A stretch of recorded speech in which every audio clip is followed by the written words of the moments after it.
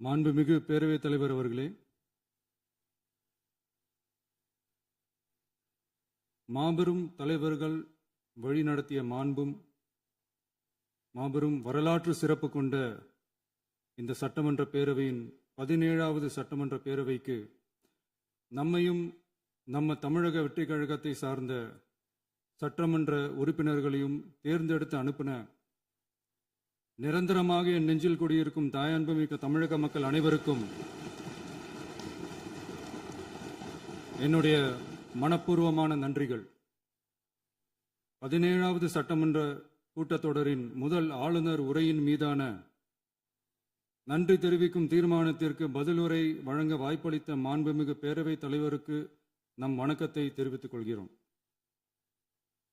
மாண்புமிகு பேரவைத் தலைவர் அவர்களே, இந்த 17வது மாமன்றத்தில் அதிகப்படியான 12 கட்சிகளை சேர்ந்த பிரதிநிதிகள் தேர்ந்தெடுக்கப்பட்டிருக்கும்.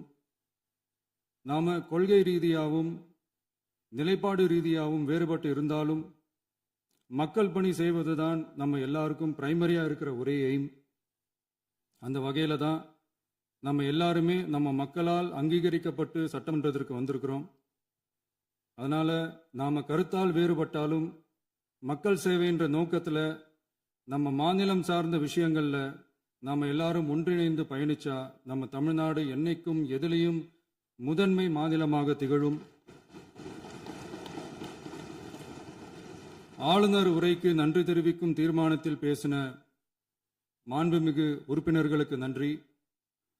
எதிர்த்து பேசினாதான் எதிர்கட்சின்னு ப்ரூவ் பண்ண முடியும்னு நினைச்சுக்கிட்டு பேசின எதிர்கட்சியை சேர்ந்த எதிர்கட்சி தலைவர் உள்ளிட்ட மாண்புமிகு உறுப்பினர்களுக்கும் வணக்கமும் நன்றியும். பதிலுரை வழங்குற அதே நேரத்தில் நம்மளை சட்டமன்ற உறுப்பினராக தேர்ந்தெடுத்த பெரம்பூர் தொகுதி மக்களுக்கு நம்மளோட நெஞ்சார்ந்த நன்றிகள். அதே மாதிரி ராஜினாமா பண்ணிட்டாலும் நம்மளை தேர்ந்தெடுத்த திருச்சி கிழக்கு மக்களுக்கும் இந்த மன்றத்தில் நம்மளோட நன்றியை பதிவு செய்கிறோம். அப்புறம் நம்மளோட அரசியல் பயணத்தை பற்றியும் கொஞ்சம் பதிவு செய்ய விரும்புகிறோம். நாம் ஏதோ ஷூட்டிங்லேருந்து நேராக வந்து சிஎம் ஆன மாதிரியே சில பேர் ஒரு இமேஜ் கிரியேட் பண்ணுறாங்க. அவங்களுக்கு அவங்க ஆசைப்படுற லாங்குவேஜ்லேயே சொல்கிறோம், அது வெறும் ரீல் தான், ரியல் கிடையாது. ஒரு சாதாரண நடிகனாக தான் நம்ம கெரியர் தொடங்குச்சு. அப்புறம் அப்படியே சின்சியராக உழைச்சி மேலே வந்தோம். நம்ம கெரியரில் நாம் மேலே வந்ததுக்கு இந்த விஜய் ஒருத்தன் மட்டுமே காரணம் இல்லை, அவனோட உழைப்பு மட்டுமே காரணம் இல்லை. இந்த விஜயோட உழைப்புக்கும் உயர்வுக்கும் பின்னாடி இருக்கிற ஒட்டுமொத்த தமிழ்நாட்டு மக்களோட அன்பும் அரவணைப்பும் தான் காரணம். ஒவ்வொரு வீட்டில் இருக்க ஒவ்வொருத்தரும் நம்மளை அவங்க வீட்டில் ஒருத்தனா ஏற்றுக்கிட்டது தான் நமக்கு கடவுளும் மக்களும் தந்த மிகப்பெரிய வரம். அதுக்காகவே கடவுளுக்கு சமமான நம்மளோட சொந்தங்களான தமிழக மக்கள் அனைவருக்கும் மீண்டும் மீண்டும் நன்றி. இப்படி நம்மளை தாயன்போடு அள்ளி அரவணைச்ச தமிழ்நாட்டு மக்களுக்கு நாம் எப்படியெல்லாம் துணையாக இருந்தோம், எப்படியெல்லாம் மக்களோட மக்களா இருந்தோம்னு சொல்றேன். 1990ஸ்லயே ரசிகர் மன்றமாக இருந்தப்பவே மக்களுக்கு துணையாக நிற்க ஆரம்பித்தோம். அதுக்கப்புறம் நற்படி மன்றமாகவும் அதுக்கப்புறம் விஜய் மக்கள் இயக்கமாகவும் மாறி மக்களோட மக்களாக நின்றுகிட்டு இருந்தோம். 2008 ஈழத் தமிழருக்கு ஆதரவாக உண்ணாவிரதம் போராட்டம் செஞ்சோம். போர் முடிவுக்கு வரணும், நம்ம தொப்புள் கூடிய உறவுகளான ஈழத் தமிழர்களுக்கு பாதுகாப்பான நிம்மதியான ஒரு வாழ்வு கிடைக்கணும்னு அன்னைக்கே கோரிக்கை வச்சோம். 2009 ஆரம்பிச்ச விஜய் மக்கள் இயக்கம் வழியா நம்மளோட மக்கள் நல பணிகளை எக்ஸ்டெண்ட் அண்ட் எக்ஸ்பேண்ட் பண்ணிக்கிட்டே வந்தோம். கல்விக்கு துணையா இருந்தோம், சோஷியல் சர்வீஸ் செஞ்சோம், வெள்ள நிவாரணத்துல துணையா இருந்தோம், கொரோனா காலத்துல மக்களுக்கு தோள் கொடுத்தோம். விலையில்லா விருந்தகம், குருதியகம், முட்டைப்பால் ரொட்டி திட்டம், விழியகம், பயிலகம், நூலகம், இப்படி பல வழியில மக்களுக்கு துணையா இருந்தோம். அப்புறம் நம்மளோட திரைப்படங்கள்ல நம்மளால முடிஞ்ச வரைக்கும் ஊழல் எதிர்ப்பை சொன்னோம், சமூக நீதியை சொன்னோம், கல்வியை பத்தி சொன்னோம், அரசியலை பத்தி சொன்னோம். அரசியலை பத்தி பேசுனதுனால நம்ம படங்கள் சந்திச்ச இது வரைக்கும் சந்திக்கிற பிரச்சனையை பத்தி எல்லாருக்குமே தெரிஞ்சதுதான். இது மட்டும் இல்லாம 2011 நாகப்பட்டினத்தில் மீனவர் பிரச்சனைகளுக்கு ஆதரவாக ஒரு பெரிய பொதுக்கூட்டம் நடத்தினோம். மீனவர்கள் மீதான தாக்குதலை கண்டிச்சு பேசி அதில் நம்மளோட எதிர்ப்பை பதிவு செஞ்சோம்.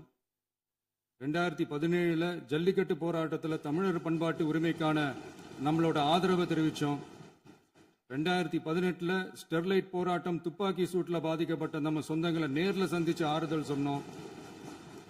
2021 உள்ளாட்சி தேர்தலில் விஜய் மக்கள் இயக்க வேட்பாளர்கள் போட்டியிட்டு ஜெயிச்சாங்க. கல்வி விருது விழா நடத்தி சிறந்த மதிப்பெண் பெற்ற மாணவ மாணவிகளுக்கு ஊக்கத்தொகையும் பரிசும் கொடுத்தோம். 2024 தமிழக வெற்றி கழகத்தை ஆரம்பிச்ச உடனேயே CAA-வை எதிர்த்து அறிக்கை விட்டோம். அரசியல் கட்சி ஆரம்பிச்சு விழுப்புரம் மாவட்டத்தில் விக்கிரவாண்டியில் நம்மளோட முதல் மாநில மாநாட்டிய வெற்றி கொள்கை திருவிழாவை நடத்தினோம். தந்தை பெரியார், பெருந்தலைவர் காமராஜர், அண்ணல் அம்பேத்கர், வீரமங்கை வேலுநாச்சியார், மக்கள் சேவகர் அஞ்சலை அம்மாள்னு நம்மளோட 5 கொள்கை தலைவர்கள் அறிவிச்சோம். இந்தியாவிலே 2 பெண் ஆளுமைகளை கொள்கை தலைவர்கள் அறிவிச்ச ஒரே கட்சி நம்ம டிவிக்கு மட்டும்தான் என்ற பெருமையோடு அறிவிச்சோம். பெரியார் சொன்ன மாதிரியே அவர் சொன்னதுல நமக்கு ஏற்புடையதை மட்டும் எடுத்துக்கிட்டோம். அவரோட கடவுள் மறுப்பு கொள்கையில நமக்கு உடன்பாடு இல்லைன்னு ஓப்பனா அறிவிச்சோம். நமக்கு கடவுள் நம்பிக்கை உண்டுன்னு அறிவிச்சோம். யாரோட நம்பிக்கைக்கும் நாம் எதிரானவங்க இல்லைன்னு தெளிவா அறிவிச்சோம். பெண் கல்வி, பெண்கள் முன்னேற்றம், சமூக சீர்திருத்தம், சமூக நீதி, இப்படி பெரியாரோட கருத்துக்களை நிறையவே ஏத்துக்கிட்டோம்னு அறிவிச்சோம். அண்ணல் அம்பேத்கரோட சம வாய்ப்பு, சம நீதி, சமத்துவத்தை ஃபாலோ பண்ணுவோம்னு அறிவிச்சோம். பெருந்தலைவர் காமராஜரோட மதச்சார்பின்மையை ஏத்துக்கிட்டதோட அவரோட நேர்மையான நிர்வாகத்தையே ஒரு கொள்கையா ஏத்துக்கிட்டோம்னு அறிவிச்சோம். வீரமங்கை வேலு நாச்சியாரோட மண் மீட்பையும் சமூக நல்லிணக்கத்தையும் பின்பற்றுவோம்னு அறிவிச்சோம். மக்கள் சேவகர் அஞ்சலை அம்மாளோட விடுதலை வேட்கையையும் மக்களோட வாழ்வாதாரத்துக்காக உறுதியாக நிற்கிறதையும் பின்பற்றுவோம்னு சொன்னோம். எல்லாருக்கும் எல்லாமும் கிடைக்கணும், எம் மதமும் நம் மதம்னு சொல்லி மதச்சார்பற்ற சமூக நீதி தான் நம்ம கொள்கைன்னு அறிவிச்சோம். நம்ம கொள்கை எதிரி யாரு, அரசியல் எதிரி யாருன்னு ஓப்பனா அறிவிச்சோம். எல்லாத்துக்கும் மேல பிறப்புக்கும் எல்லா உயிருக்கும்ன்றத நம்மளோட அடிப்படை அரசியல் கோட்பாட்டா அறிவிச்சுட்டு தான் அரசியலுக்கே வந்தோம். நம்ம மதுரை மாநாட்டில் நம்மளோட தேர்தல் அரசியல் மற்றும் ஆட்சி அதிகார அரசியல் வழிகாட்டியா அறிஞர் அண்ணாவையும் புரட்சி தலைவர் எம்ஜிஆரையும் ஏத்துக்கிட்டதா அறிவிச்சோம். அப்புறம் இன்னனையும் நாம இங்க பதிவு செஞ்சே ஆகணும். எல்லாரும் கட்சி ஆரம்பிச்சுட்டு தான் ஒவ்வொரு வீட்டுக்குள்ளேயும் போவாங்க. ஆனா நாம ஒவ்வொரு வீட்டுக்குள்ளேயும் போனதுக்கு அப்புறம் தான் கட்சியவே ஆரம்பிச்சிருக்கிறோம். ஒவ்வொரு வீட்டில் ஒவ்வொருத்தரும் நம்மள அவங்க பிள்ளையா, மகனா, அண்ணனா, தம்பியா ஏத்துக்கிட்டதும் இயல்பா நடந்துச்சு. தமிழ்நாட்டு மக்களோட மனசுக்குள்ள போறதுக்கு நாம பட்ட பாடு நமக்கு மட்டும்தான் தெரியும். இதெல்லாம் புரிஞ்சாலும் புரியாத மாதிரி இருக்கிறவங்க தான் நம்மள நடிகன் என்று சொல்லியும் நம்ம கட்சியை நடிகன் கட்சின்னு சொல்லியும் சில நக்கல், நையாண்டி இதெல்லாம் பேசுவாங்க. அதை பத்தி நமக்கு கவலை இல்லைன்னு. இப்படி நம்ம அரசியல் பயணம் ரொம்ப டிரான்ஸ்பரண்டா தான் ஆரம்பிச்சிருக்கு. இந்த 2026 தேர்தலில் கூட்டணியே இல்லாமல் தனியா நின்னோம். மக்கள் நம்மளை தெளிவா புரிஞ்சுக்கிட்டதாலையும் நம்ம டிவிகே தோழர்களோட உழைப்பாலையும் நாம 35% வாக்குகளை வாங்கினோம். 1,72,00,000 வாக்குகளோட தமிழ்நாட்டிலேயே தனி பெரும் கட்சியா வந்தோம். தமிழக மக்களாலையும் நம்மளோட ஆதரவு இயக்கங்களாலையும் இதோ இன்னைக்கு இங்க நம்ம டிவிகே ஆளும் கட்சியா உட்கார்ந்துருக்கிறோம். இந்த ஆளும் கட்சியா ஆனதும் அவ்வளவு சாதாரணமாலாம் நடந்துடல. 2.25 வருஷத்துல ஆட்சிக்கு வந்துட்டீங்கன்னு ரொம்ப கிண்டலா கேலியா சிலர் பேசுறாங்க. எங்களோட இந்த 2.25 வருஷ டிராவல்ல எவ்வளவு வலியும் வேதனையும் இருக்குது. நம்மளோட மக்கள் சந்திப்புக்கே அவ்வளவு இடையூறு, அவ்வளவு தடைகள், ஊர் உலகத்துல யாருக்கும் இல்லாத ஒன்னா நமக்கு மட்டுமேன்னு தனியா ஸ்பெஷலா எக்ஸ்க்ளூசிவா நிறைய நிபந்தனைகள், நெருக்கடிகள், கட்டுப்பாடுகள், நம்மளை சந்திக்க வர்ற மக்களுக்கு சரியான பாதுகாப்பு இல்லாம, நம்ம கூட்ட நிகழ்ச்சிக்கு போதுமான பாதுகாப்பு இல்லாமன்னு இன்னும் வெளியே சொல்ல முடியாத நிறைய சூழ்ச்சிகள் எல்லாத்தையும் தாண்டி தான் நாம் இந்த இடத்துக்கு வந்திருக்கிறோம். But still miles to go. நம்ம டிராவல்ல எல்லாத்துக்கும் முச்சமா நம்மளோட சொந்தங்கள், நம்மளோட உறவுகள், 41 பேர் கரூர் சம்பவத்தில் இழந்த வேதனை எல்லாம் எப்படி சொல்றதுனே தெரியல. நம்ம மனசை விட்டு என்னைக்கும் அந்த வலியும் வேதனையும் நீங்கவே நீங்காது. அதுலயும் நம்ம மேலேயே பழி போட்ட கொடுமையெல்லாம் இருக்கும் பாருங்க, அதெல்லாம் வேற லெவலுங்க. என்னத்துக்கு அப்படியெல்லாம் செஞ்சாங்கன்னு தெரியல. அரசியல்னா இப்படியெல்லாம் கொடூரமா இருக்கணுமா என்ன? சரி விடுங்க. இந்த விஜய் இவனோட மக்களுக்காக எதையும் தாங்க தயாராகிட்டான். இவ்வளவு பெயின்ஃபுல்லான நம்ம பொலிட்டிக்கல் டிராவல்ல நம்மளோட மிகப்பெரிய ஆறுதலும் பலமும் என்ன தெரியுமா? என் நெஞ்சில் குடியிருக்கும் என்னோட தமிழ்நாட்டு மக்களும், என் உயிருக்கு உயிரான என்னோட தோழர்களும் தான். அவங்களோட பலத்தால தான். அன்னைக்கு 1967ல முன்னாள் முதல்வர் மாண்புமிகு அறிஞர் அண்ணா அவர்கள் தலைமையில் அமைஞ்ச சாமானியர்களோட ஆட்சி மாதிரி, 1977ல முன்னாள் முதல்வர் மாண்புமிகு புரட்சி தலைவர் எம்ஜிஆர் அவர்கள் தலைமையில் அமைஞ்ச மிக சாமானியர்களோட ஆட்சி மாதிரி, இதோ இன்னைக்கு அதே வரிசையில 2026 சட்டமன்ற தேர்தலில் இந்த விஜயோட தோழர்கள் இடம்பெற்ற ஒரு மிக மிக சாமானியர்களின் ஆட்சி அமைஞ்சிருக்கு. வாகை சூடும் வரலாறு திரும்பி இருக்கிறது. இப்படி ஒரு தீர்ப்பை மக்கள் அளிச்சதுனால தான் தமிழக வரலாற்றில் ஒரு மகத்தான கூட்டணி ஆட்சியை நாம் அமைச்சிருக்கிறோம். இளைஞர்களால என்ன செய்ய முடியும், பெண்களால என்ன செய்ய முடியும்னு கேட்டவங்களுக்கான பதில் தான் இன்னைக்கு அமைஞ்சிருக்கிற நம்ம ஆட்சி. ஒரே ஒரு குடும்பம் மட்டும் முக்கியம்னு சொல்றது நம்மளோட ஆட்சி அதிகார அரசியல் இல்ல. தமிழ்நாட்டில் இருக்கிற ஒவ்வொரு குடும்பமும் முக்கியம்னு சொல்றது தான் நம்ம அரசியல். நம்மளோட ஆட்சி அதிகாரம் அதான் நம்மளோட மனசாட்சி உள்ள மக்கள் ஆட்சி. இந்த 2026 தேர்தலில் யாராலும் உடைக்கவே முடியாதுன்னு சொன்ன மதத்தை உடைச்சோம், சாதியை உடைச்சோம், முக்கியமா காசு கொடுத்து ஓட்டு வாங்குற ஒரு நச்சு கலாச்சாரத்தையே சுக்கு நூறா தூள் தூளா உடைச்சிருந்தோம். நாம கிளீன் கவர்னன்ஸ் அண்ட் குட் கவர்னன்ஸ்ல உறுதியா இருக்கிறோம். இப்ப மட்டும் இல்ல, எப்பவுமே இப்படிதான் இருப்போம். இதுல 100% இது உண்மைன்றதுனால தான் பாரம்பரியமான தினத்தந்தி பத்திரிகை ஊழலின் ஊற்றுக்கண் அடைக்கப்படுகிறதுன்னு 16/6/2026 அன்னைக்கு ஒரு தலையங்கமே எழுதியிருக்கு. ஒரு தவறு செய்தால் அது தெரிந்து செய்தால் அவன் தேவன் என்றாலும் விடமாட்டேன் என்று எம்ஜிஆர் அன்று பாடினார். அதை இன்று விஜய் செயலில் காட்டுகிறார்னு அந்த எடிட்டோரியல்ல எழுதியிருக்கு. இந்த நேரத்தில் தினத்தந்திக்கு நம்மளோட நன்றியை தெரிவிச்சுக்கிறோம். அரசியலுக்கு வந்து 2 வருஷம் தான் ஆகுது. உங்களுக்கு என்ன தெரியும், உங்களால என்ன முடியும்னு கேலியா கேட்டவங்களுக்கு தினத்தந்தியோட பதிலை இப்போதைக்கு போதும்னு நினைக்கிறேன். என்னென்னமோ செய்வான்னு சொல்றானே இந்த விஜய், பல வருஷமா இருக்கிற ஒரு பதவி வெறி பிடிச்ச அரசியலை உடைச்சி எப்படி செய்வான்னு நம்ம மக்களை யோசிச்சிருவாங்க. இதோ இப்போ நம்ம மக்களுக்கு புரிஞ்சிருக்கும். இப்பவும் சொல்றோம், இது வெறும் ஆரம்பம் தாங்க. இந்த மாபெரும் சபையிலிருந்து கேட்கிற மக்களே, நமக்கு கொஞ்சம் அவகாசம் கொடுங்க. இதுக்கு முன்னாடி, அதாவது 2017 கடைசியில இருந்து 2026 ஏப்ரல் வரைக்கும் இருந்த புண்ணியவான்கள் ஆட்சியில ஒவ்வொரு டிபார்ட்மெண்ட்லயும் போட்ட ஏராளமான ஓட்டைகளை அடைச்சிக்கிட்டே படிப்படியா மக்களுக்கு நல்லதையும் செஞ்சுக்கிட்டே வருவோம். அதனாலதான் நமக்கு எதிரா யார் யாரோ சேரவே மாட்டாங்கன்னு நினைச்சவங்க எல்லாம் ஒன்னா சேர்றாங்க. நம்ம ஆட்சிக்கு டேட்டு குறிக்கிறாங்க.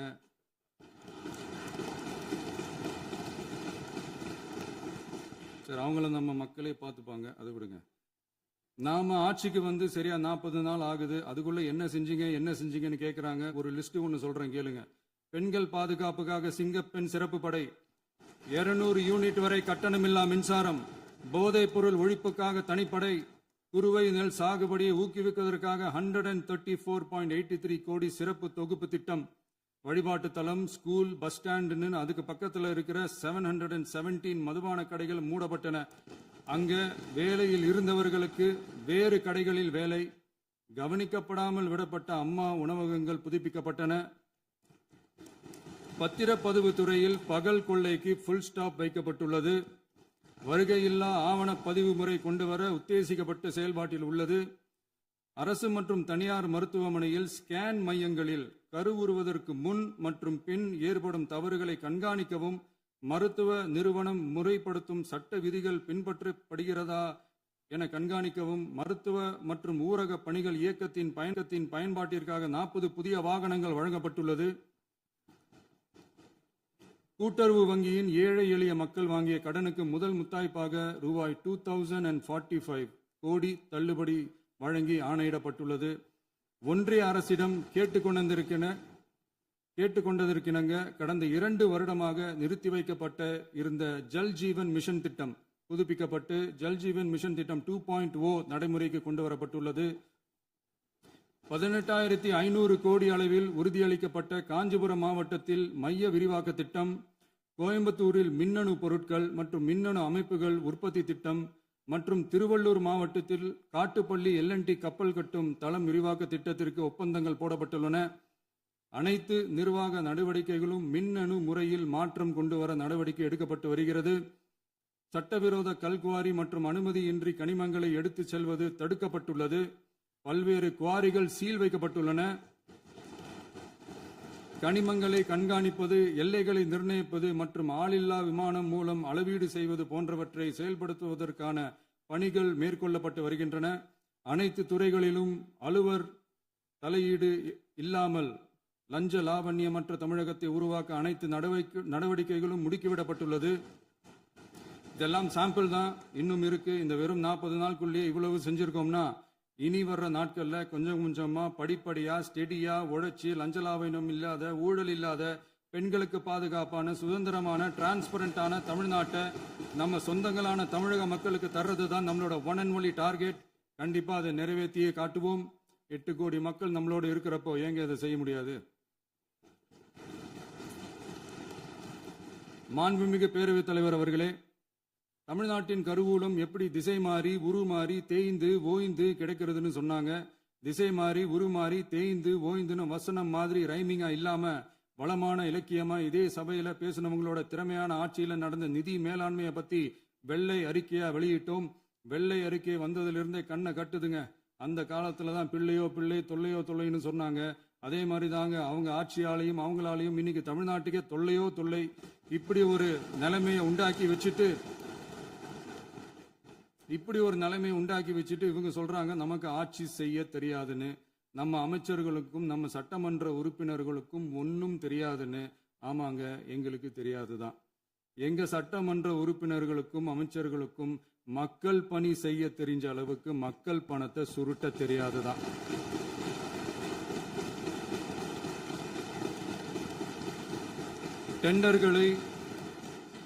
டெண்டர்களை முறைப்படுத்த தெரிஞ்ச அளவுக்கு அதோட ரேட்டை உயர்த்தி ஊழல் செய்ய தெரியாதுதான். பதவி உயர்வு வழங்கவும் பணி இடமாற்றம் கலந்தாய்வு நடத்தவும் தெரியுமே தவிர பதவி உயர்வுக்கும் பணியிட மாற்றத்திற்கும் பணம் பறிக்க தெரியாதுதான். புதிய பணியிடங்கள் உருவாக்க தெரியுமே தவிர அந்த பணியிடங்களை பணத்துக்கு விற்க தெரியாதுதான். கோயில்கள்ல நடக்கிற நிர்வாக சீர்கேட்டை தடுக்க நீங்க பேசுங்க, நீங்க கண்டிப்பா பண்ணுங்க. கோயில்கள்ல நடக்கிற நிர்வாக சீர்கேட்டை தடுக்க தெரியுமே தவிர கோயில் பணத்தை கொள்ளையடிக்க தெரியாதுதான். தங்கத்தை உருக்கி தாரை வார்க்க தெரியாதுதான். கனிம வளத்தை பாதுகாக்க தெரிஞ்ச அளவுக்கு கனிமத்தை வித்து கொள்ளையடிக்க தெரியாதுதான். அரசு வருமானத்தை அரசு கஜானாவுக்கு மாத்த தெரிஞ்ச அளவுக்கு அந்த பணத்தை தனிப்பட்ட கஜானாவுக்கு மடை மாத்த தெரியாதுதான். போதை கலாச்சாரத்தை தடுக்க தெரிஞ்சவங்களுக்கு போதை கலாச்சாரத்தை வளர்க்க தெரியாதுதான். நம்ம குடும்பத்தில் இருக்கிற பாட்டி, அம்மா, அக்கா, தங்கச்சி, குழந்தைங்களை, பெண்களை மதிக்க தெரிஞ்சவங்களுக்கு ஓசி பஸ், 1000 ரூபாய் கேஸ், இப்படியெல்லாம் பேச தெரியாதுதான். எங்க உறுப்பினர்களுக்கும் அமைச்சர்களுக்கும் மக்கள் சேவை தெரிந்த அளவிற்கு சுயநல தேவையை செஞ்சிக்க தெரியாதுதான். அதனாலதான் சொல்றோம், எங்களை பார்த்து எதுவும் தெரியாதுன்னு சொல்றவங்களுக்கு சொல்றோம், இதெல்லாம் எங்களுக்கு தெரியாதுதான். உங்களை மாதிரி முறைகேடுகளை செய்யறத நாங்க தெரிஞ்சுக்கவும் போறதில்ல, தெரிஞ்சுக்கவும் ஆசைப்படல. அத கடைசி வரைக்கும் எங்களுக்கு தெரியாமலே இருந்துட்டு போகட்டும். அதனால நாங்களும் எங்க மக்களும் வெரி வெரி ஹாப்பி தான். மாண்புமிகு பேரவைத் தலைவர் அவர்களே, எதிர்ப்பவர்கள் எதிர்க்கட்சி என்பதற்காக எங்கள் ஆட்சி மீது 1000 பழி போடலாம். ஆனாலும் தமிழக மக்களுக்கு உண்மையை உணர்த்த வேண்டியது நம்மளோட கடமை. மின்வெட்டை பொறுத்தவரை தமிழ்நாடு மின்மிகை மாநிலமாக இருந்தாலும் கடந்த காலங்களில் ஏற்பட்ட நிர்வாக குளறுபடிகளும் மின்சார சாதனங்கள் மற்றும் மின் மாற்றிகளில் ஏற்படும் பழுதாலும் வேண்டுமென்றே சிலரின் நடவடிக்கைகளாலும் இந்த மின்வெட்டிற்கு காரணமாக உள்ளது. மின் விநியோக மீட்பு நடவடிக்கைகளை ஒருங்கிணைப்பதற்காக எதிர்பாராமல் இரவு நேரங்களில் ஏற்படும் மின் தடங்களை விரைந்து சரி செய்வதில் 10 உயர்மட்ட கண்காணிப்பு குழுக்கள் மற்றும் 125 சிறப்பு மின் தடை நீக்க ரோந்து வாகனங்கள் வழங்கப்பட்டு 24 மணி நேரமும் கண்காணிக்கப்படுகிறது. கூடுதலாக தற்போது 77 புதிய மின் தடை நீக்க மையங்களும் உருவாக்கப்பட்டுள்ளன. விரைவில் இந்த மின்வெட்டு நிலைமை அறவே நீக்கப்படும். மாண்புமிகு பேரவைத் தலைவர் அவர்களே, நம்ம விவசாயிகள் எல்லாரும் நம்மளை நல்லா புரிஞ்சுக்கிட்டு தமிழக வெற்றி கழகத்தை ஏத்துக்கிட்டாலும் எதிர்க்கட்சிகளோட தூண்டுதலால சில இடங்கள்ல சில போராட்டங்கள் நடக்குது. எதிர்க்கட்சிகள் என்னதான் சித்து வேலை செஞ்சாலும் விவசாய பெருமக்கள் எல்லாரும் நம்ம ஆட்சி அவங்களுக்கான ஆட்சி தான் நல்லா புரிஞ்சுதான் வச்சிருக்கிறாங்க. இந்த வருஷம் எல் நினோ விளைவா எப்பவும் இருக்கிறத விட இந்த டைம் மழை குறையுங்கிறதையும் நம்ம விவசாயிகள் உணர்ந்துதான் இருப்பாங்க. இருந்தாலும் நம்ம அரசு நம்ம விவசாயிகளோட வாழ்வாதாரத்துக்காக பக்கபலமாகவும் உறுதியாகவும் துணை நிற்கும்ங்கிறத தெரிவிச்சுக்கிறோம். நம்ம தமிழகத்தில் ஏற்கனவே நடந்த அதி அற்புதமான சூப்பரான நிர்வாக திறன் கொண்ட 50 வருஷ அரசியல் அனுபவம் கொண்ட 2.0, 3.0, 4.0 பல 0.0 மாடல் ஆட்சி நடத்த கனவு கண்டவங்களோட அட்டகாசமான ஆட்சிக்காரங்க பல்வேறு விதமான நிதி நெருக்கடியை நம்ம மக்களுக்கும் நமக்கும் பரிசா கொடுத்துட்டு போய் இருந்தாலும் கூட்டுறவு வங்கிகளின் மூலம் 75,000 வரை பயிர்கடன் பெற்று குறு சிறு இதர பெரு விவசாயிகளுக்கு 100% முழுமையான பயிர்கடன் தள்ளுபடியும் 75,000க்கு மேல் கடன் பெற்றவர்களுக்கு குறைந்தபட்சமாக 35,000 பண பயன் கிடைக்கும் அளவிற்கு மொத்தம் 14,43,504 விவசாயிகளுக்கு ரூபாய் 5,932.23 கோடி பயிர்கடன் தள்ளுபடி வழங்கப்பட்டுள்ளது. மாண்புமிகு பேரவைத் தலைவர் அவர்களே, நாம ஒன்றியத்தில் கூட்டுறவு கூட்டாட்சி, மாநிலத்தில் சுயாட்சி என்ற கொள்கையை கொண்டவங்க தான் ஏற்கனவே அறிவிச்சிருக்கிறோம். தற்போதைய ஒன்றிய அரசு சார்ந்த கட்சியுடன் அரசியலில் கொள்கை அளவில் நேர் எதிராக நிற்கிறவங்க தான் நாம. அதே சமயத்தில் எதுக்கெடுத்தாலும் கண்ணை மூடிக்கிட்டு ஒன்றிய அரசோட மோதல் போக்கை விரும்புறவங்க நாம இல்ல. நமக்கு எப்பவுமே தமிழகத்தின் வளர்ச்சி மட்டும்தான் முக்கியம். அதுக்காக நம்மளோட அரசியல் ரீதியான கொள்கைகளையோ மாநில உரிமைகளையோ கொஞ்சம் கூட விட்டு கொடுக்கவே மாட்டோம். அதுல ரொம்ப தெளிவாகவும் உறுதியாகவும் இருக்கிறோம். இனியும் இப்படித்தான் இருப்போம். அதுல ஒருபோதும் மாற்றமே இருக்காது.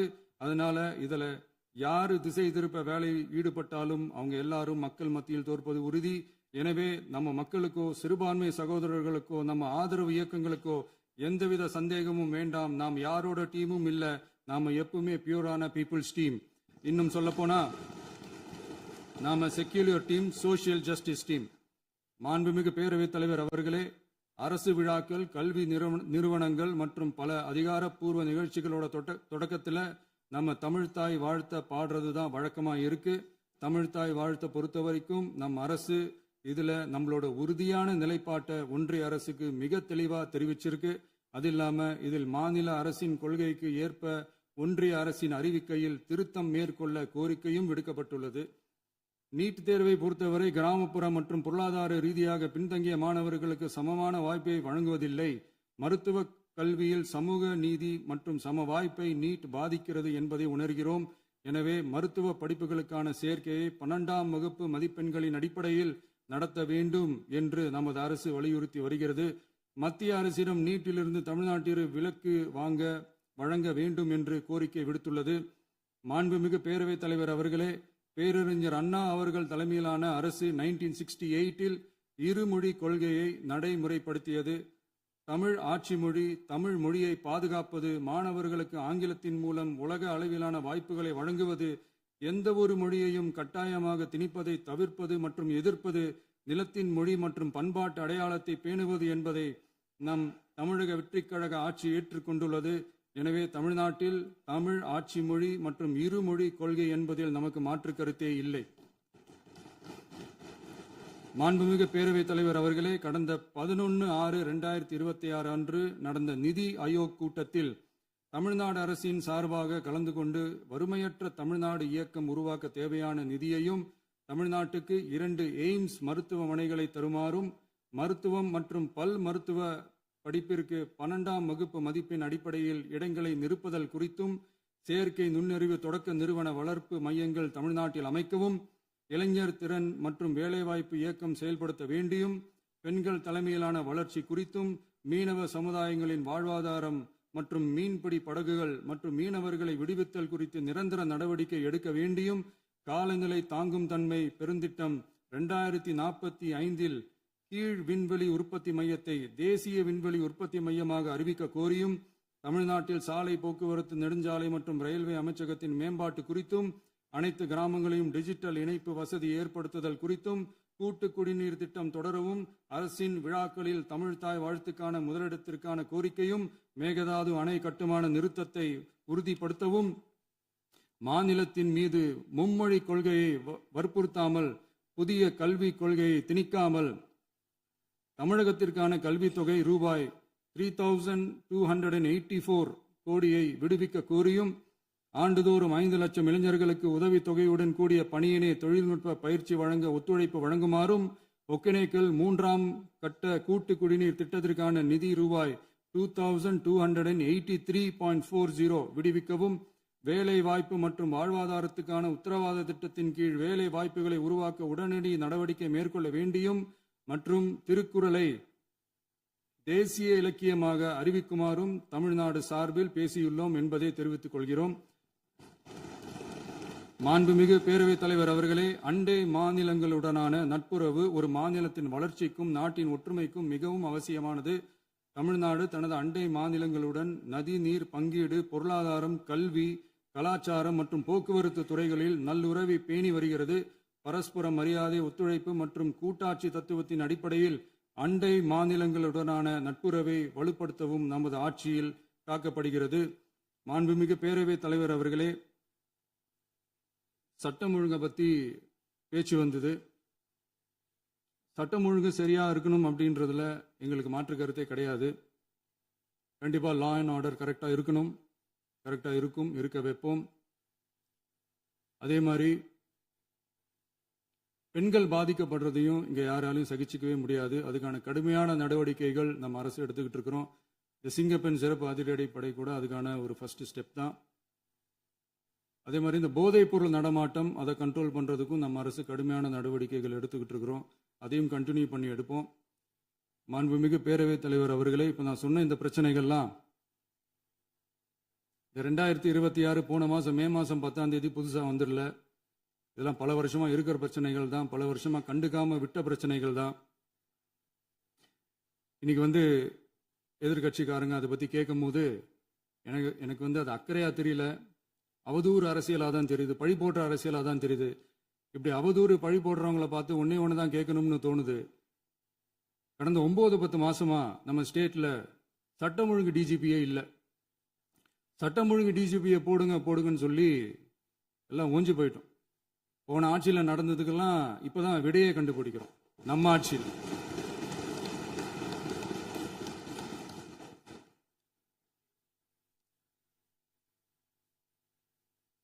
இந்த போதைப் பொருள் நடமாட்டம்லாம் தாறுமாற அப்படியே பரவி கொட்டி கிடக்குது. இதெல்லாம் இனிஷியல் ஸ்டேஜ்லயே யார் கண்ட்ரோல் பண்ணியிருக்கணும்? போலீஸ் டிபார்ட்மெண்ட் அப்போ யார் கையில் இருந்தது? இத்தனை கேள்வி நம்மளை பார்த்து கேட்குறாங்களே, ஒரே ஒரு கேள்வி தான் நான் கேட்கணும்னு தோணுது. போலீஸ் டிபார்ட்மெண்ட்டை கையில் வச்சுக்கிட்டே பிகினிங்லேயே இனிஷியல் ஸ்டேஜ்லேயே இந்த போதைப் பொருள் நடமாட்டத்தை ஏன் கண்ட்ரோல் பண்ணலை? மனசாட்சி உள்ளவங்க இந்த பிரச்சனையெல்லாம் ஏன் நடக்குதுன்றது அவங்களுக்கே நல்லா தெரியும். இன்னைக்கு சட்டம் ஒழுங்கை பற்றி கேள்வி கேட்கக்கூடாதா அப்படின்னா தாராளமாக கேட்கலாம். இது ஜனநாயக அரசு, மன்னராட்சியெல்லாம் கிடையாது, மனசாட்சி உள்ள மக்களாட்சி. அதனால கேள்வி கேட்கலாம், எல்லாருக்கும் எல்லா உரிமையும் உண்டு. விமர்சனம் செய்யலாம், எல்லாருக்கும் எல்லா உரிமையும் உண்டு. ஆனால் நம்ம ஆட்சியில் என்ன நடவடிக்கைகள் எடுத்திருக்கோன்றது தெரிஞ்சுக்கிட்டு அதுக்கேற்ற மாதிரி ஒரு நடுநிலையாக பேசுனீங்கன்னா கொஞ்சம் நல்லா இருக்கும். சட்டம் ஒழுங்கை பற்றி யாருக்கு என்ன யோசனை இருந்தாலும், மக்கள் நலனுக்காக யாருக்கு என்ன யோசனை இருந்தாலும் அதை தாராளமாக சொல்லலாம். நம்ம அரசு அது காது கொடுத்து கேட்கும். ஆனால் நம்ம அரசினுடைய நிர்வாகத்திறன் அதை பற்றி பேசுறவங்களுக்கு இந்த ஊரடிச்சு உலையில போட்டு ஊழல் மேல ஊழலா செஞ்சுக்கிட்டு அதுல இருந்து தப்பிக்கிறதுக்கு பேர் தான் நிர்வாகத்திறன் அப்படின்னு சொன்னா, அப்படிப்பட்ட ஒரு ஊழல் செய்யற நிர்வாகத்திறனை நம்ம அரசு ஒரு நாளும் செய்யாது. பொட்டி பெட்டியா பணத்தை வச்சுக்கிட்டு, பெட்டியை வச்சு எல்லாம் செஞ்சுக்கிட்டு, போதைப் பொருள் பாதுகாவல் கழக மாடல் அரசாங்கம் செஞ்ச ஒவ்வொரு ஊழலா வெளியில வந்துகிட்டு இருக்கு. டாஸ்மாக்ல அது என்னப்பா அது பேரு பார்ட்டி ஃபண்ட் கட்சி நிதி அப்படின்ற பேர்ல அடிச்ச கொள்ளையெல்லாம் ஒண்ணா இப்போ கவர்மெண்டோட கஜானாவுக்குள்ள கொண்டு சேர்த்துக்கிட்டே இருக்கிறோம். உட்காருங்க. மாண்புமிகு முதல்வர்கள் பதில் உரைக்கு பிறகு முதல்வர் பதிலுக்கு பிறகு நேரம் தரேன். அப்ப பேசட்டும், அவங்க பேசட்டும், அவங்கள பேச அனுமதி. உட்காருங்க உட்காருங்க.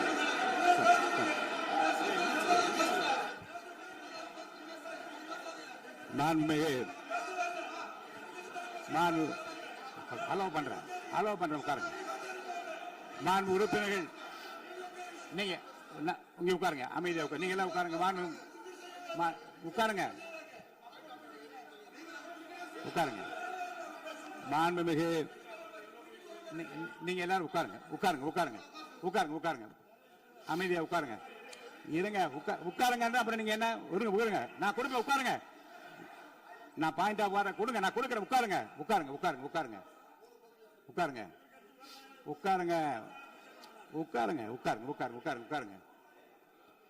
மாண்புமிகு முதல்வர் அவர்கள் கோர்வையாக நிதானமாக சொல்லிக்கொண்டே இருக்கிறார். நீங்க குறிப்பெடுத்து வைத்துக் கொள்ளுங்கள். பேசி முடித்தவுடன் நான் உங்களுக்கு அவகாசம் தருகிறேன். நீங்க ஒண்ணு சொல்லுங்க, என்ன என்று நீங்க சொல்லுங்க. உங்க சொல்லுகிற வாய்ப்பை நான் உங்களுக்கு தருகிறேன். இப்பொழுது மாண்புமிகு முதலமைச்சர் உங்கள் உரையை தொடரலாம்.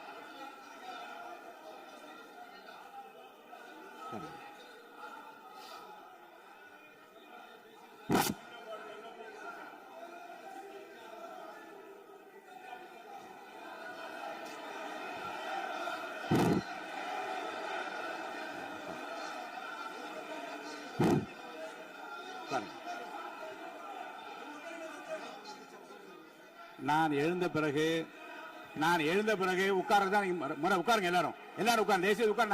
நான் அலோவ் பண்றேன். உட்காருங்க, அமைதியா உட்காருங்க. நான் அலோவ் பண்றேன். அமைதியா உட்காருங்க. அங்க இருந்து குரல் கொடுக்காதீங்க. உட்காருங்க.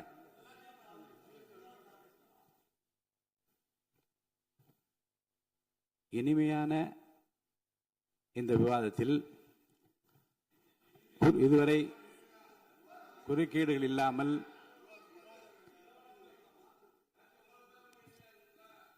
கொஞ்சம் அமைதியா இருங்க. மாண்புமிகு முதல்வர் அவர்கள் பேசி முடித்தவுடன் பாயிண்ட் ஆஃப் ஆர்டர் கேட்டிருக்கேன். நான் அனுமதிக்கிறேன். எதிர்க்கட்சி தலைவருக்கு மட்டும் நான் அனுமதி தருகிறேன். அவர் எழுந்து பேசலாம். மாண்பு முதலமைச்சர் நீங்க கண்டினியூ பண்ணி முடிக்கலாம். நீ எல்லாரும் எழுந்துச்சீங்கன்னா சரி வராது. உட்காருங்க. நான் சொல்லியிருக்கேன். உட்காருங்க.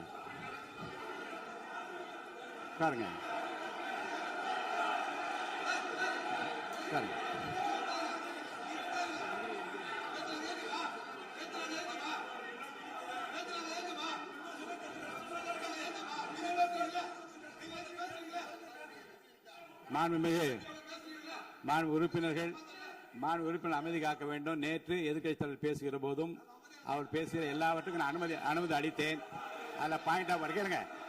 அந்த விவாதத்தில் கேளுங்க.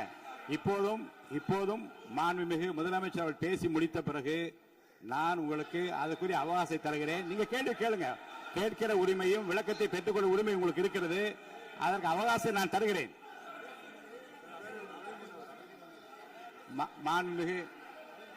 மாண்புமிகு உறுப்பினர் அமருங்க. நான் என் தீர்ப்பை சொல்லுகிறேன். மாண்புமிகு முதலமைச்சர் அவர்கள் பேசி முடித்தவுடன் எதிர்க்கட்சி தலைவருக்கு அந்த வாய்ப்பை நான் தருகிறேன்.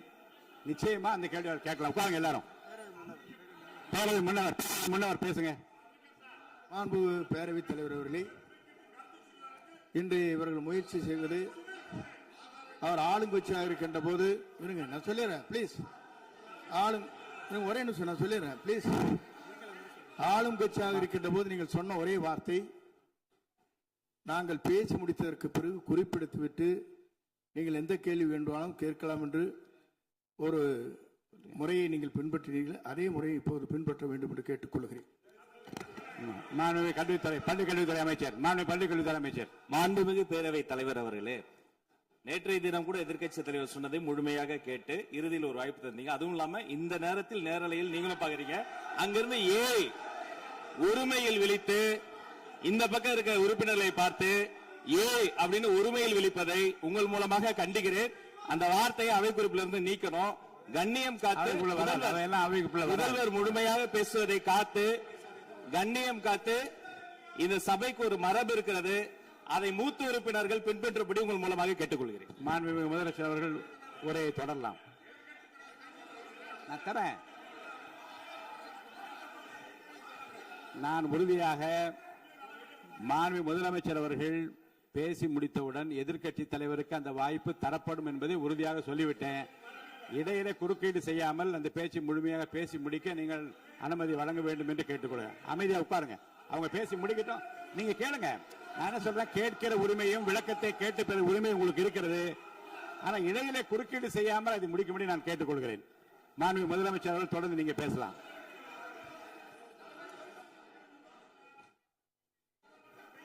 எதிர்க்கட்சி தலைவர் அவர்கள் உங்கள் கட்சியினுடைய உறுப்பினரை அமைதிப்படுத்த வேண்டும் என்று நான் கேட்டுக்கொள்கிறேன். உங்களுக்கு வாய்ப்பு தரவில்லை என்றால் அவர் எழுந்து நிற்பதில் நியாயம் இருக்கு. வாய்ப்பு தரப்போகிறேன். நான் முதலமைச்சர் அவர்கள் பேசி முடித்தவுடன் உங்களுக்கு வாய்ப்பு தரப்படும். அது வரைக்கும் உங்களுடைய உறுப்பினரை அமைதி காக்க நீங்கள் தான் பார்த்துக் கொள்ள வேண்டும்.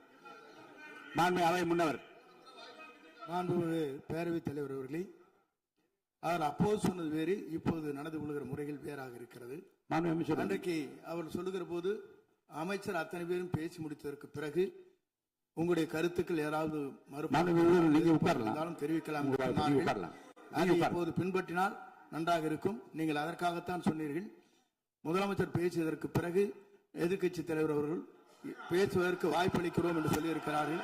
ஆகவேதான் அந்த வாய்ப்பை நீங்கள் இல்ல அது பதில் சொல்லணும்னு கேட்டிருக்காங்க. பதில் சொல்லணும் சொல்லியிருக்காங்க. பதில் சொல்லினா தான் எங்க பிரச்சனை. இல்ல அப்படி இல்ல. ஆகவே இல்ல நேற்றைய தினம் நீங்கள் அப்படி பேசிக் கொண்டது ஆறாவது இல்ல. நேற்றைய தினம் உங்கள் பேசுகிற போது ஆறாவது குறுக்கிட்டார்களா? நீங்கள் பேசுகிற போது யாருமே குறுக்கிடவில்லை. நீங்க எவ்வளவு பேசினீர்கள், எவ்வளவு வார்த்தைகள் பேசினீர்கள் என்பதெல்லாம் எங்களுக்கு தெரியும். யாருமே அதில் குறுக்கிடவில்லை. இது முதலமைச்சர், எங்கள் முதலமைச்சர் எதிர்க்கட்சி தலைவர் பேசுகிற போது யாரும் குறுக்கிட வேண்டாம் என்று சொன்னார்கள். அதை நாங்கள் பின்பற்றினோம். ஆனால் இன்றைக்கு நீங்கள் பின்பற்றவில்லை என்பதால் வேதனையாக இருக்கிறார். முன்னவர் நேற்று எதிர்க்கட்சி தலைவர் பேசுகிற போது அடுக்கடுக்காக குற்றச்சாட்டுல வைத்தார். இப்போ அதற்குரிய மாண்புமிகு பொதுப்பணித்துறை அமைச்சர் கூட காலையில் அலுவலகத்தை சந்தித்து அவர்கள் சாட்டிய குற்றச்சாட்டுகளுக்கெல்லாம் ஆதாரங்களை எல்லாம் நான் கொண்டு வந்திருக்கிறேன் என்று சொன்னேன். நான் நேற்று அந்த விஷயம் நேற்றோடு முடிந்து விட்டது. ஆதாரங்களை கொடுங்கள். தக்க நேரத்தில் இதை பற்றி சொல்ல வேண்டிய நேர்ந்தால் நான் இதெல்லாம் ஆய்வு செய்து உரிய நேரத்தில் அவை குறிப்பிட்டு ஏற்றுவதற்கு முன்பாக அவரிடம் காட்டி அதற்கு பிறகு அதை பற்றி முடிவெடுக்கும் என்று நான் சொன்னேன். இப்போதும் சொல்லுகிறேன், மாண்புமிகு முதலமைச்சர் அவர்கள் பேசிக் கொண்டிருக்கிறார். பேசி முடிக்கட்டும். எதிர்க்கட்சி தலைவருக்கு உறுதியாக நான் வாய்ப்பு தருவேன். அவர் கேள்விகளை முன்வைக்கலாம், விளக்கங்களை பெறலாம். இப்போதைக்கு பேரவைத் தலைவர் என்ற முறையில் என்னுடைய முடிவு இதுதான். அவையில் இருக்கக்கூடிய உறுப்பினர்கள் அமரும்படி நான் கேட்டுக்கொள்கிறேன். நான் முதலமைச்சர் அவர்கள் பேச வேண்டிய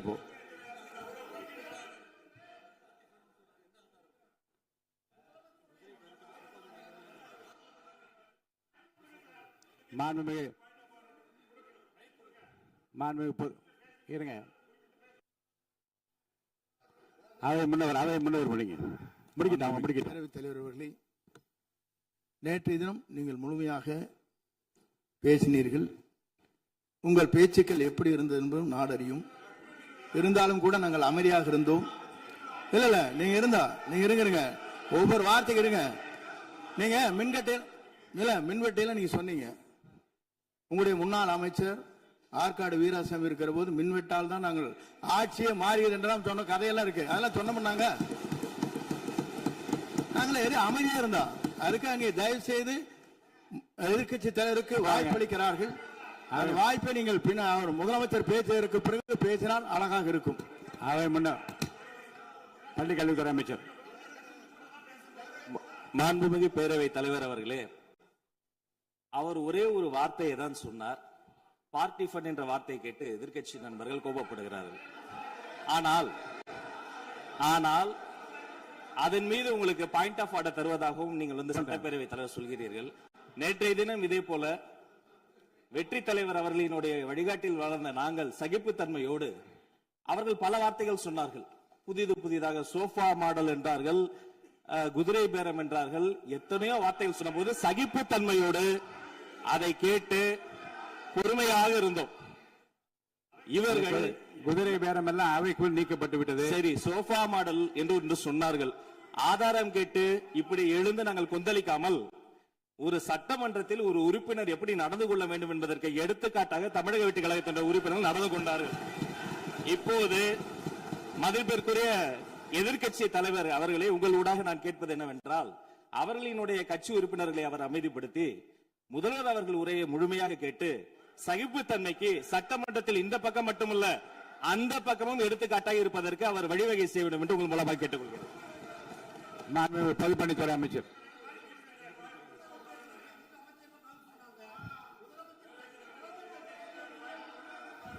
மாண்புமிகு பேரவைத் தலைவர் அவர்களே, திராவிட முன்னேற்ற கழகம் முதல் நாளில் இந்த சபையுடைய மரபையும் பாரம்பரியத்தை பற்றியும் நமக்கு வகுப்பெடுத்தார்கள். அந்த மரபுப்படி எங்களுடைய தலைவருடைய வழியில் இந்த சட்டசபையுடைய நிகழ்வுகளில் நாங்கள் கலந்து கொண்டிருக்கிறோம். நேற்று எதிர்க்கட்சி தலைவர் பேசும் பொழுது எவ்வளவோ வார்த்தைகள் உண்மைக்கு புறம்பாக சட்டத்திற்கு எதிராக ஒரே நிமிஷம் பேசுறேன். சட்டத்திற்காக பேசும் பொழுது நாங்கள் அமைதியாக இருந்தோம். ஒரு 2-3 முறை தான் அவரு பேசும்போது மினிஸ்டர்கள் இருந்துச்சு நின்னாங்க. ஆனா இன்னைக்கு மாண்புமிகு முதலமைச்சருடைய முதல் உரை கடந்த 4 நாட்களாக திராவிட முன்னேற்ற கழகம் முதலமைச்சர் ஏன் பேசலன்னு சொல்லிட்டே இருந்தாங்க.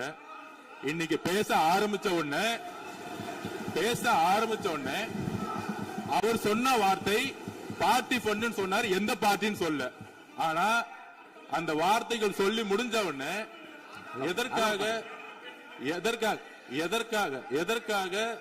எதற்காக முதலமைச்சருடைய பேச்ச இவங்க குறுக்கிறாங்கன்னு தெரியல. நீங்கள் சொன்னதுபடி முதலமைச்சர் பேச வேண்டும். பேசிய பின்பு கருத்துகளுக்கு பதிலளிக்க அவர்கள் பதிலளிக்க நாங்களும் பதிலளிக்க தயாராக இருக்கிறத பதிவு பண்றோம். மாண்பு முதலமைச்சர் அவர்கள்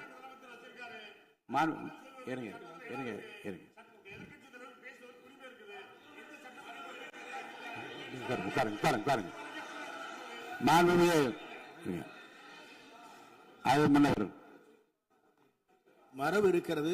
எப்போது வேணா பாயிண்ட் ஆஃப் ஆர்டர் இருக்கலாம். இருந்தாலும் கூட நீங்க அந்த மரபை நீங்க கடைபிடித்தீங்களா உங்க ஆட்சியில? நீங்க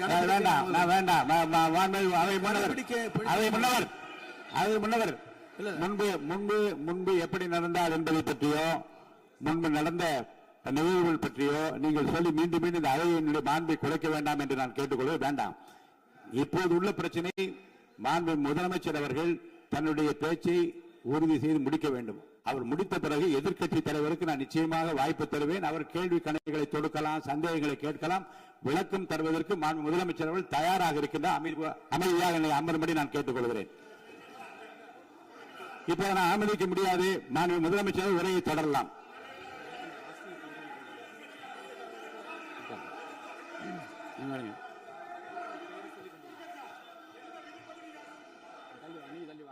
மாண்புமிகு உறுப்பினர் ஆஸ்டின் உங்க இடத்துல போய் உட்காருங்க. மாண்புமிகு உறுப்பினர் ஆஸ்டின், நீங்க ஒரு மூத்த உறுப்பினர், சபை விதிகளை நன்கு தெரிந்த ஒரு உறுப்பினர், நீங்க போய் இடத்துல உட்காருங்க. முதல்ல மாண்புமிகு முதலமைச்சர் அவர்கள் உரையை தொடரலாம்.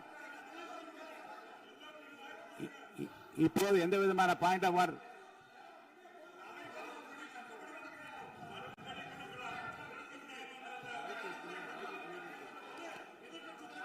நான் வாய்ப்பு இல்லை என்று சொன்னால் நீ எழுந்து நிற்பதிலே நியாயம் இருக்கிறது. உட்காருங்க. வாய்ப்பு உறுதியாக எதிர்க்கட்சி தலைவருக்கு பாயிண்ட் ஆஃப் ஆர்டர் மட்டுமல்ல, உட்கார்ந்து அவர் பேசிய பேச்சுக்களை என்னென்ன இருங்க என்ன என்ன என்ன என்ன என்ன உங்களுக்கு சந்தேகம் இருக்கிறதோ வினாக்கள் இருக்கிறதோ அதை நீங்க கேட்கலாம். அவர் பதில் சொல்வதற்கு தயாராக இருக்கிறார். பேசி முடிக்கின்ற வரை அமைதி காக்கும்படி உங்களை நான் கேட்டுக்கொள்கிறேன். மாண்புமிகு எதிர்க்கட்சி தலைவர் முழு ஒத்துழைப்பை நீங்கள் தர வேண்டும் என்று நான் எதிர்பார்க்கிறேன்.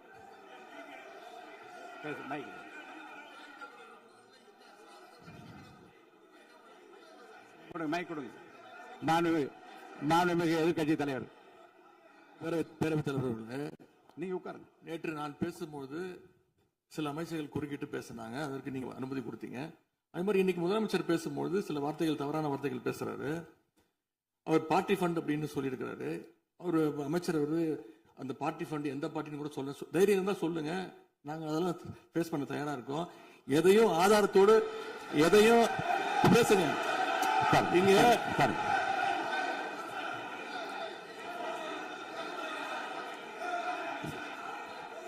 அது மாதிரி பேரவைத் தலைவர் அவர்களே, நேற்று நான் பேசி முடிஞ்சோடனே நீங்க அவை முடிஞ்சிருச்சுன்னு சொல்லிட்டீங்க. நாங்கெல்லாம் வீட்டுக்கு போயிட்டோம். வீட்டுக்கு போய் டிவி போட்டு பார்த்தா அங்க இன்னொரு அமைச்சர் இன்னும் பதில் சொல்லிட்டே இருந்திருக்கிறாரு. அதற்கெல்லாம் நாங்க இப்ப என்ன பதில் இது, என்ன மரபு இது? நீங்க இப்ப பேசிக்கிட்டே இருப்பீங்களா? நாங்க பாத்துக்கிட்டே இருக்கணுமா? அதே மாதிரி இன்னைக்கு முதலமைச்சர் அவர்கள் பேசும்போது நாங்களும் அமைதியா கேட்டுட்டு தான் இருந்தோம். ஆனா சில கருத்துக்கள் அவர் பேசும்போது அதை நாங்க அனுமதிக்க முடியாது. ஆதாரத்தோடு ஏதாவது பேசணும்னா, குற்றச்சாட்டுகள் சொல்லும் போது ஆதாரத்தோடு சொன்னீங்கன்னா அதை நாங்க ப்ரூவ் பண்றதுக்கு தயாராக இருக்கு. மாண்புமிகு உறுப்பினர் அவர்கள் இருங்க. நேற்று மாண்புமிகு எதிர்க்கட்சி தலைவர்கள் பேசியதும், மாண்புமிகு பொதுப்பணித்துறையர்கள் பேசியதும் ஆதாரம் இல்லாமல் பேசக்கூடாது என்று நான் சொன்னேன். ஆய்வு செய்து நீக்கப்பட வேண்டியது நீக்கும் என்று சொன்னேன். இப்போது மாண்புமிகு முதல்வர் அவர்கள் பேசி முடிக்கட்டும். நீங்கள் கூறிய கருத்துப்படி அதில் ஆதாரங்கள் இல்லாத குறிப்பாக இருந்தால் அதை நீக்குவதற்குரிய உரிமை எனக்கு இருக்கிறது. ஆய்வு செய்து நான் நடவடிக்கை எடுப்பேன். இப்போது மாண்பு முதலமைச்சர் அவர்கள் பேசலாம். இந்த டாஸ்மாக் மாதிரியே பல டிபார்ட்மெண்ட்லயும், மறுபடியும் சொல்றேன், கட்சி நிதின்ற பேர்ல அடிச்ச கொள்ளைய ஒன்னா கவர்மெண்டோட கஜானாக்குள்ளேயே கொண்டு சேர்த்துக்கிட்டே இருக்கிறாங்க.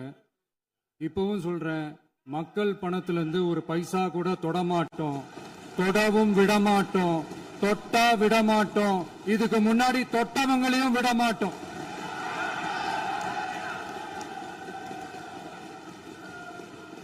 ஒவ்வொரு ஊழலா வெளியில வரும் போலே, ஒவ்வொரு வேஷமா கலைஞ்சிரும் போலே, இங்க இருக்கிற நிறைய பேரு நடுங்கி போய் இதுல நம்ம மேல அவதூறு வேற. இப்ப புதுசா ஒரு வெப்பன் ஒண்ணு கொண்டு வந்திருக்காங்க. அது என்ன தெரியுமா? அவங்க தயவால தான் நம்ம ஆட்சி நடக்குதாம். மக்கள் தயவால இந்த ஆட்சி நடந்துகிட்டு இருக்கு.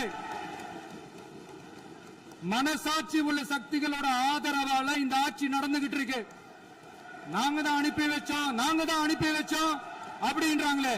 அனுப்பி வச்சவங்களுக்கு மினிஸ்ட்ரியில இடம் கொடுத்தா ஏன் கதறீங்க?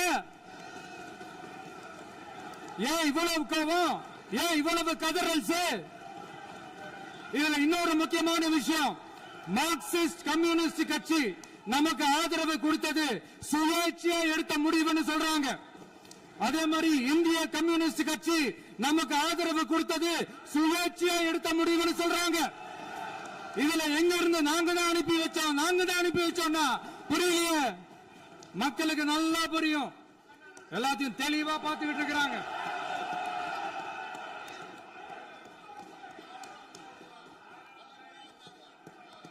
முதலமைச்சர் கண்டினியூ பண்ணலாம். மாண்பு முதலமைச்சர்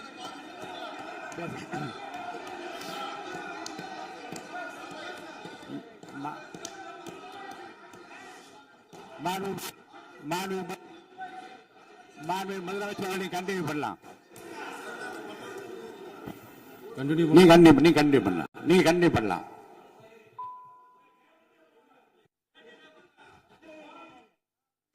இந்த சமூக நீதி அரசுன்னு சொல்றவங்களை பார்த்து கேட்கிறேன், நம்ம பட்டியலின சகோதரர்களுக்கு எத்தனை அமைச்சர் பதவி கொடுத்தீங்கன்னு கொஞ்சம் சொல்ல முடியுமா?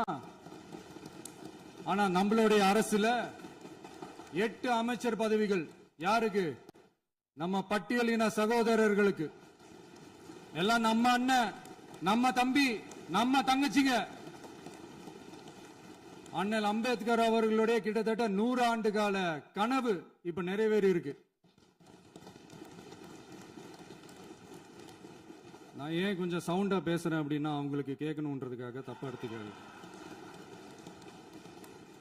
அதே மாதிரி பெண்களோட பாதுகாவலர் நாங்க தான் அப்படின்னு சொல்லிக்கிறவங்கள கேட்கிறேன், எத்தனை பெண்களுக்கு அமைச்சர் பதவியில இடம் கொடுத்தீங்க கொஞ்சம் சொல்ல முடியுமா? எங்க அரசுல 4 சகோதரிகளுக்கு அமைச்சர் பதவி கொடுத்திருக்கிறோம்.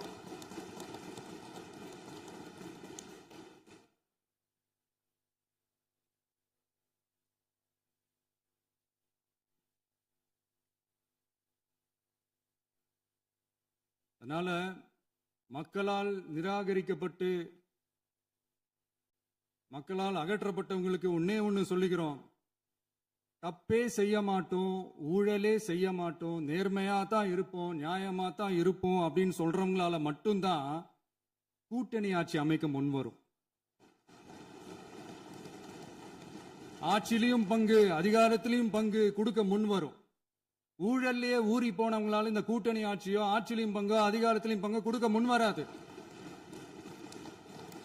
மெஜாரிட்டி இருந்தாலும் தரமாட்டாங்க, மெஜாரிட்டி இல்லைனாலும் தரமாட்டாங்க. கேட்டா ரெடிமேடா ஒரு பதில் ஒண்ணு வச்சிருப்பாங்க, கூட்டணி ஆட்சியை மக்கள் விரும்ப மாட்டாங்கன்னு. அதே மக்கள் தான் இப்ப அவங்கள பார்த்து சிரிக்கிறாங்க. நான் பதவி ஏத்த அன்னைக்கு கொஞ்சம் டைம் அவகாசம் கேட்டேன். எதுக்கு கேட்டேன்? நிதி நிலைமைலாம் கொஞ்சம் மோசமா இருக்குது, அதெல்லாம் கொஞ்சம் சரி செஞ்சுக்கிட்டு படிப்படியா கொஞ்சம் கொஞ்சமா நான் கொடுத்த வாக்குறுதிகள்லாம் செயல்படுத்துவேன், அதுக்காக கொஞ்சம் டைம் அவகாசம் கேட்டேன். நான் ஏதோ வேற எதுக்காகவோ வேற யாருக்காகவோ ஏதோ அவகாசம் கேட்ட மாதிரி. அடுத்து இங்க சபையில இல்லாதவங்களை பத்தி பேச வேண்டாம்னு நினைக்கிறேன்.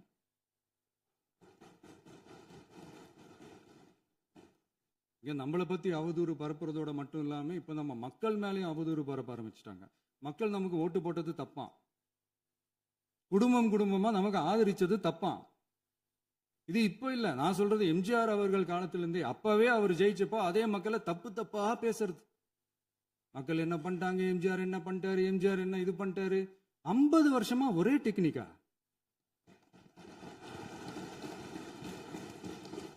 டெக்னாலஜி எல்லாம் மாறி வேற எங்கேயோ போயிட்டு இருக்கு. பஸ் இதுல கொஞ்சம் டெக்னிக்காச்சும் கொஞ்சம் மாத்தினா கொஞ்சம் நல்லா இருக்கும்.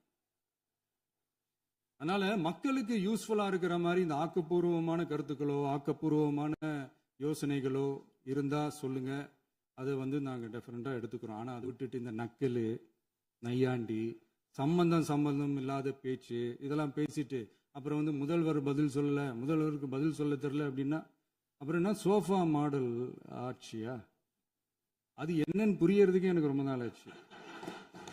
இந்த sofa set, table chair, teapoy, furniture பிசினஸ்லாம் வேற எங்க வெளியில போய் பண்ண சொல்லுங்க. அப்படி அந்த பிசினஸ் தான் பண்ணணும்னா நிறைய பிசினஸ் பண்ற மாதிரி வெளியில போய் பண்ண சொல்லுங்க, இங்க சட்டசபைக்குள்ள வேணாம்.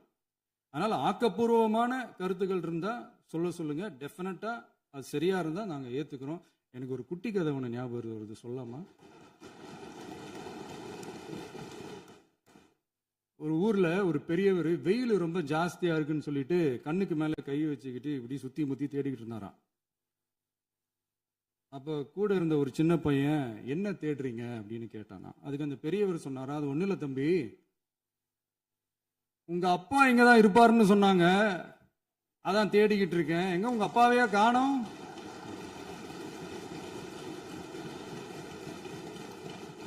இல்ல அந்த எங்களுக்கும் நக்கலா நையாண்டியா சம்பந்தம் இல்லாத குட்டி கதை இதெல்லாம் எங்களுக்கும் பேச தெரியும்.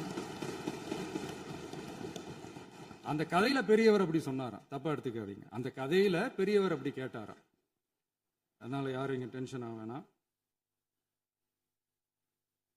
அதனால இன்னொரு இந்த என்னுடைய உரையை முடிக்கிறதுக்கு முன்னாடி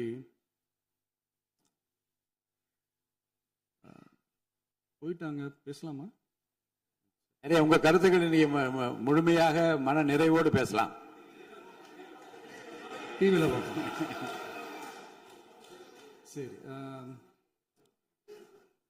அதான் 5 நிமிஷம் பேசுனதுக்கே கொளத்தூரி இந்த ஆட்டம் ஆயிடுச்சு. பேசுனா அப்புறம் என்ன பண்றது? கடைசியா நான் இந்த உரையை முடிக்கிறதுக்கு முன்னாடி ஒரு முக்கியமான ஒரு விஷயம் பத்தி சொல்லணும்.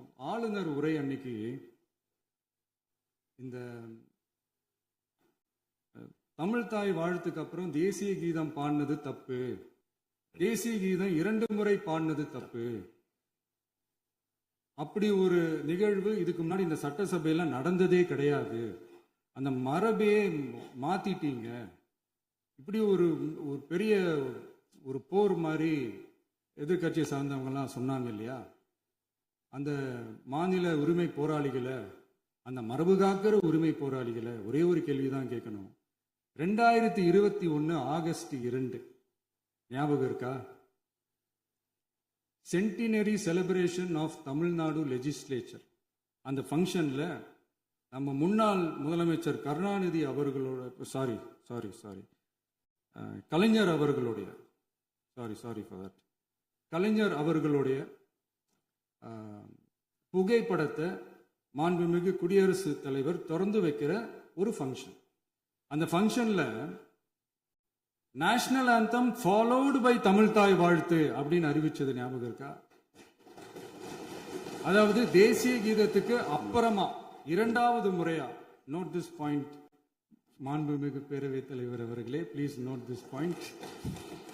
தேசிய கீதத்துக்கு அப்புறம் இரண்டாவது முறையாக தமிழ் தாய் வாழ்த்து பாடப்படும் அப்படின்னு சொன்னது ஞாபகம் இருக்கா?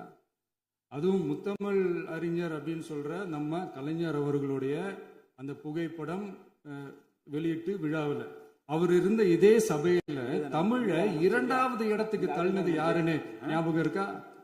அது மட்டும் இல்ல, அந்த தேசிய கீதத்தை நாட்டுப்பண் நேஷனல் ஆந்தம்னு சொல்லி அதே ஃபங்க்ஷன்ல கடைசியா ஃபங்க்ஷன் முடியும் போது செகண்ட் டைம் தேசிய கீதம் பாடினதும் ஞாபகம் இருக்கா? இதே அவையில் தான், அது அவை குறிப்பிலும் இருக்கிறது, இதே அவையில் தான் நடைபெற்றது. இந்த தக்க நேரத்தில் இந்த ஆதாரங்களை அளித்த மாண்பு முதல் அவர்களுக்கு நன்றியை தெரிவித்துக் கொள்கிறேன். டவுட் இருந்தா இந்த புக்கை பார்த்து தெரிஞ்சுக்கலாம். அதனால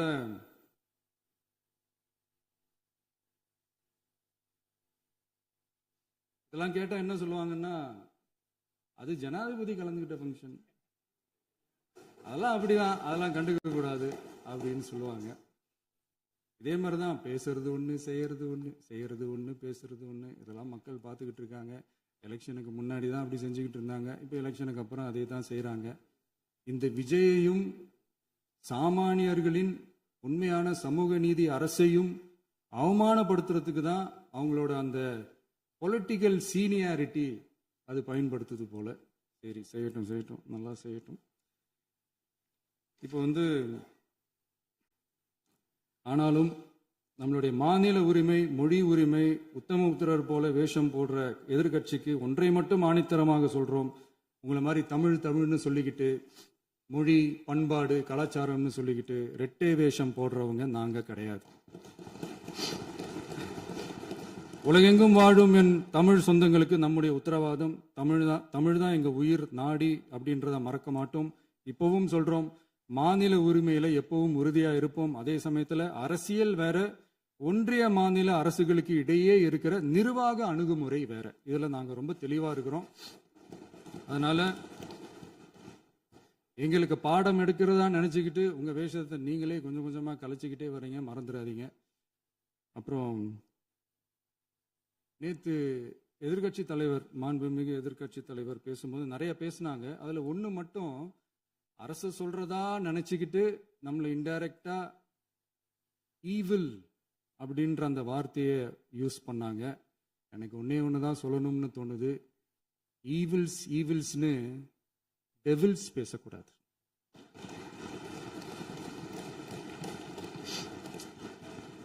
அவங்க இருந்திருந்தா ஒரு ஆக்ஷன் பண்ணணும்னு எனக்கு தோணுச்சு. எல்லாரும் போயிட்டாங்க. பர்மிஷன் பண்ணலாமா? இப்பவும் பண்ணலாம், ஒன்றும் தப்பு இல்லை. சொல்லட்டுமா?